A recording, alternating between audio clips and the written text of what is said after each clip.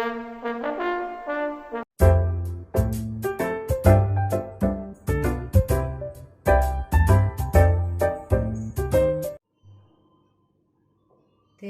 பொருட்கள்: கற்பூரவல்லி இலை ஒரு 7லிருந்து 8 இலை எடுத்து நல்லா வாஷ் பண்ணி வச்சுருக்கிறேன்.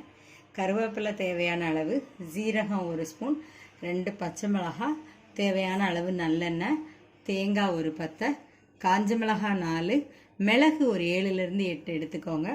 கடுகு, உளுத்தம்பருப்பு, உப்பு தேவையான அளவு, தயிர் 1 கப்பு, கடலைப்பருப்பு எடுத்துக்கோங்க.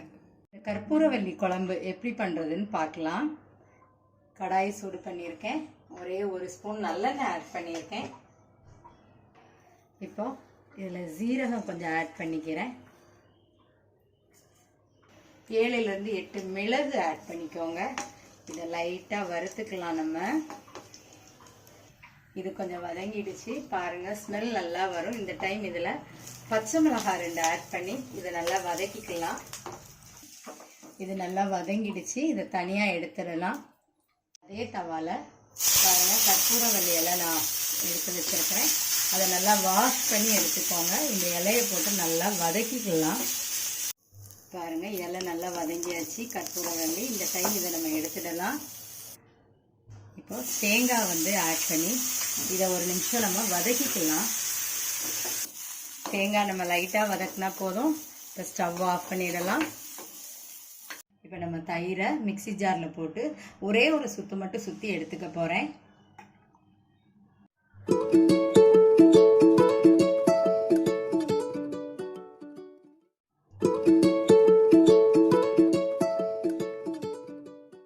இப்போ நம்ம அதே ஜாரில் வறுத்து வச்சுருக்கோம் இல்லையா, தேங்காய், மிளகு, ஜீரகம், பச்சை மிளகாய், கற்பூரவல்லி இலை வதக்கணும் இல்லையா, அதெல்லாம் மிக்ஸ் பண்ணி இதை நம்ம இப்போ பேஸ்ட்டாக அரைச்சி எடுத்துக்க போகிறோம்.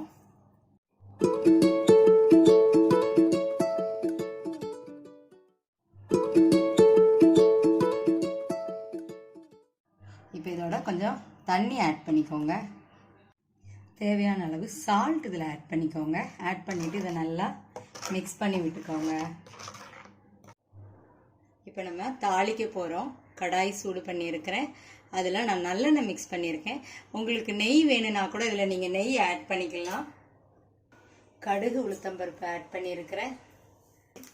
பாருங்கள், கடுகு பொரிஞ்சிருச்சு. இதில் கடலைப்பருப்பு ஆட் பண்ணுறேன். ஜீரகம், காஞ்ச மிளகாய் 3 ஆட் பண்ணியிருக்கேன். தேவையான அளவு கருவேப்பிலை ஆட் பண்ணியிருக்கிறேன். இதை 1 நிமிஷம் நல்லா வதக்கிக்கலாம். இது ரெடி ஆகிடுச்சு. ஸ்டவ் ஆஃப் பண்ணிடலாம்.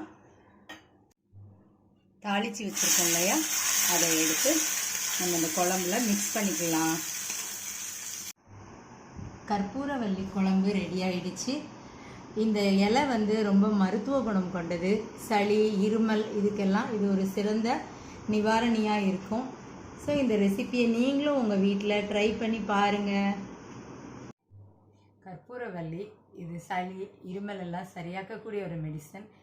இந்த கற்பூரவல்லி குழம்பு இந்த ரெசிபி பார்த்தீங்களா? பிடிச்சிருந்தா லைக் பண்ணுங்கள், ஷேர் பண்ணுங்கள், சப்ஸ்கிரைப் பண்ணுங்கள். தேங்க்யூ.